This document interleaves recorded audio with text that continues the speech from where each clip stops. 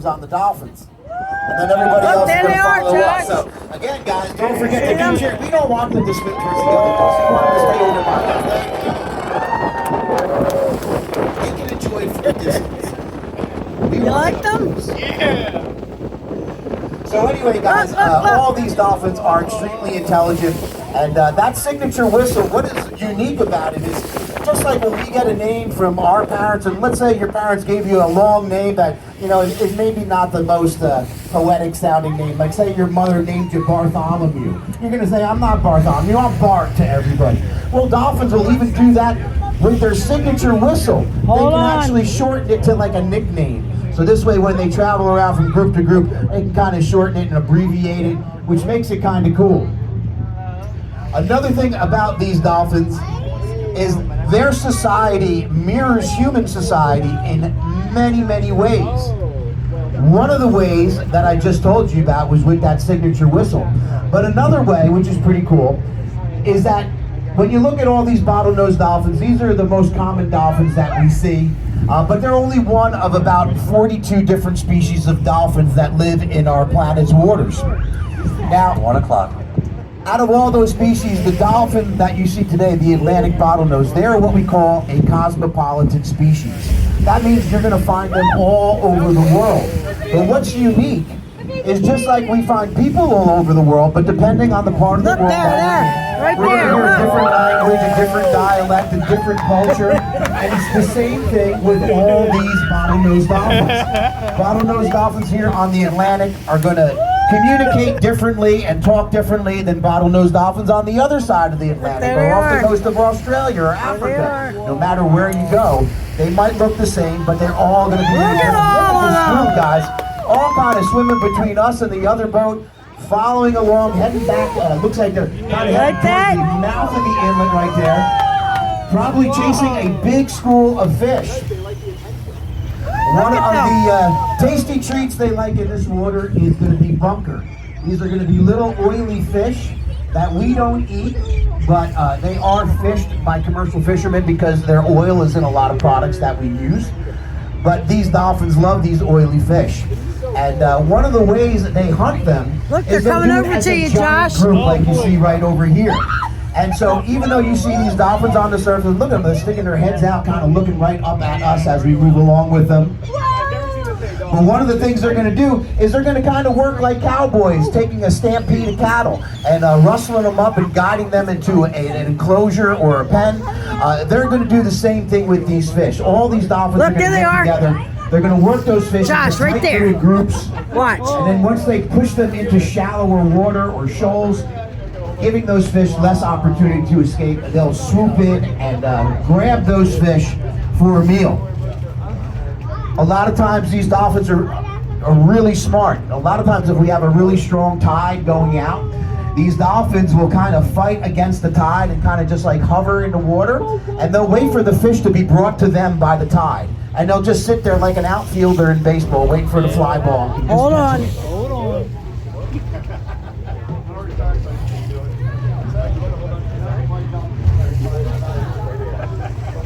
Folks, as you can see, they're moving towards the inlet here, so a couple more minutes. Just hold on as we come around here. I've got a couple more looks at them, and then we'll see if we can find even more as we go around the point. Just make sure everybody gets to see them here. They may be popping up here shortly. Keep your eyes peeled. It seems like when they stay down for a little bit, then they come up for good. So just take your time as you move about the boat here. You can see these birds working. Look at all the bait fish. Look at this fish on the water kind of splashing. That's probably what these dolphins are kind of getting a little bit of a meal here. So they may even pop up on that side of the boat. There you go, right there in the middle. Right as Captain Chris said it, a dolphin just appeared right among all those birds. And we spotted these birds as we were going through the inlet. I was seeing them through the binoculars, and I was like, I have a feeling there's going to be dolphins over there. And sure enough, there's a whole bunch of them. Nothing better than finding Hold on, dolphins Josh. at the beginning of the trip. And again, a nice See them trip right like there. this always makes a trip worthwhile.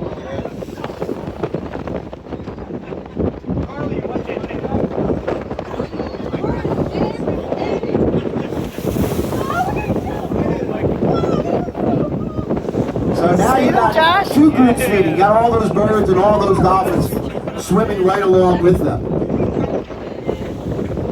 Now, one of the amazing things about dolphins is that, believe it or not, every single dolphin that you see, their ancestor walked on 4 legs 50 million years ago. So the ancestor to all dolphins is actually a wolf-like creature with 4 legs. That was kind of small compared to some of the larger animals during prehistoric Earth. And instead of competing with those animals on land, it decided to kind of go in and out of the water chasing fish. Over 50 million years, they've evolved into the creatures that you're seeing today. That's why they still breathe air just like we do. But their nose is actually still in the center of their face when they're in utero, but as they slowly start to develop in the womb, that nose will convert to a blowhole right on top of their head. To the left, 9 o'clock here. Oh, yeah. So also, folks, keep an eye out here on the right side too. Those dolphins sometimes will go under the water and kind of from a particular place. They don't necessarily keep moving in the same direction.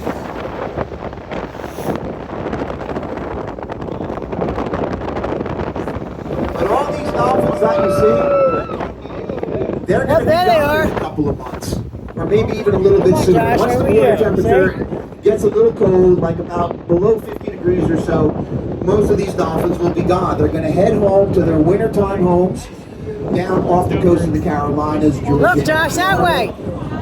But just like a lot of you folks that come here year in, every summer, these dolphins will be the same dolphins that will come back every Look, Josh, year. Josh. So the same dolphins Watch. we see year in and year out, right around about 3,000 of them. That's what the numbers usually indicate every year here off of Cape May Wildwood. All these dolphins will be back again next year. Look, guys, still all between us and the American Star right over there. You can see all these dolphins working with these birds, all feeding. Looks like we got them right when the dinner bell was ringing.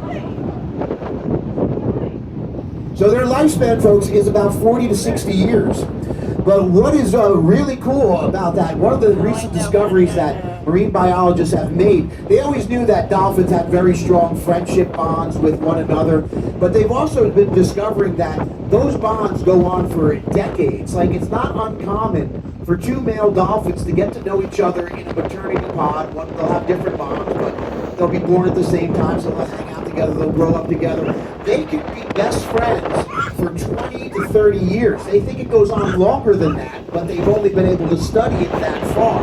But that's why a lot of these dolphins, when you go to marine parks or like SeaWorld, and you see them all performing their movements, all synchronized together, that's because all these dolphins, they talk to each other and they learn all these moves also when they're out here in the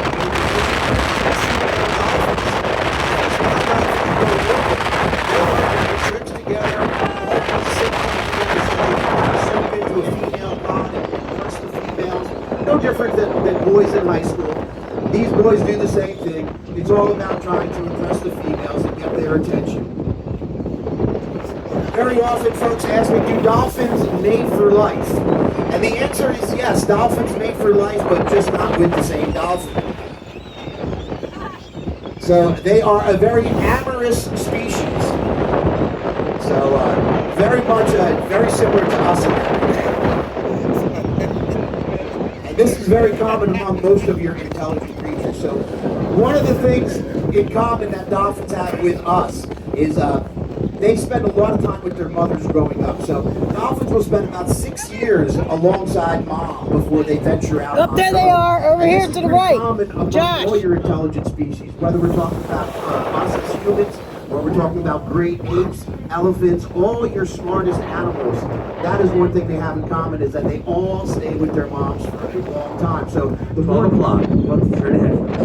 more nurturing that goes on, it usually indicates more intelligence. And speaking of intelligence, dolphins are the only living creatures on Earth that have larger brains than humans by about 20%.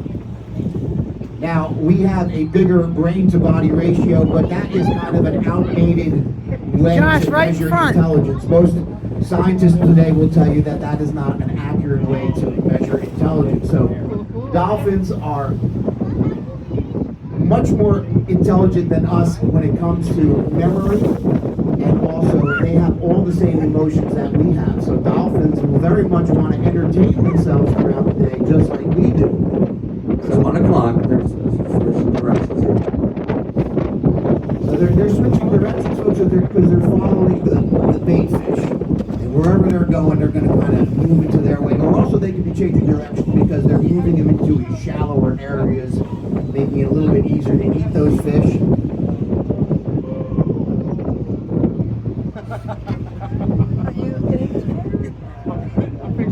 Now, of course, dolphins have all the senses that we have, except for the sense of smell. Hold on, Josh. Dolphins lost their ability to smell long time ago through the process of evolution, and that's because they're holding their breath underwater. But dolphins have the unique ability to see Oh, there they everything are. around them without their eyes. So dolphins use sonar, or what they call echolocation, to navigate the darkest and murkiest seas Right there, any Josh. time of year. What the dolphins will do is they'll create sound waves Right using there, air Josh. sacs that are inside their blowhole, and these sound waves will be amplified by an organ that is right between their eyes. Just look at that dolphin just come right out of the way. There he goes again. There you go, guys. Cheer him on. Maybe he'll give you a few more. My phone's about to die. See, there he goes. There's the encore. All right. And notice he's looking right over at us. There's another one swimming right under the water there. I've seen him right under the waves. There he goes. This never gets boring. Even for somebody like me that does this 4 times a day, it just never gets boring. I still get just as excited watching these dolphins now that I did the very first time I did a tour on this boat. Dolphin? Oh, yeah. That was getting an eyeful. So going back to that sonar and that echolocation, so the dolphins have an organ in between their eyes, right in front of their skull, called a melon. And this is a gel-like organ. It's kind of just serves as like a speaker on a radio. It's taking those sound waves and it's amplifying them through the water up to about 600 feet ahead of that dolphin. And everything those sound waves bounce off of is going to give a dolphin a 3-dimensional view in their brain of everything around them. Very similar to when you had a sonogram or an ultrasound if you were pregnant, or anytime a doctor kind of uses those sound waves to look inside your body. If you've ever seen a sonogram, that is created with sound waves. But what a dolphin is going to see is going to have greater detail than any medical sonogram that you're going to get. In fact, the dolphin sonar is even better than anything the United States military has. It's that accurate. One of the things that a dolphin can do is they can spot the difference between a golf ball and a ping pong ball from several hundred yards away underwater. They can see the difference in the texture and the density, because if you were to hold those two balls up, you would say, that sounded kind of funny. But anyway, if you were to hold those up, you would see that they look the same in circumference and diameter, but the density and texture would be different. And this is exactly where that echolocation really comes in handy, because it almost can work as like an Oh, there they are, right over If you there. were a woman and you Look jumped in towards the the red water boat. and you might just start, you might think you're pregnant, you're not sure yet. Dolphins going to know before you do. They can use their echolocation and actually see inside your womb to see Oh, if there's a bunch of baby them. inside. In fact, they do it all the time when they're swimming past sharks. They can actually look inside the shark's stomach and see if it is empty or full just by using sound waves. Pretty amazing when you think about it.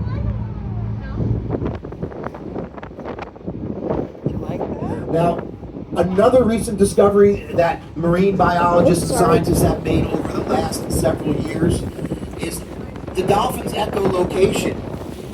The dolphin can actually send a picture with sound waves to another dolphin up to a half a mile away. So think about that. That's like you taking a picture here on the boat and texting it in real time to someone on the shore who might not like the water or whatever. And then you can see it in real time. Dolphins can actually do that from one dolphin to another up to a half mile away without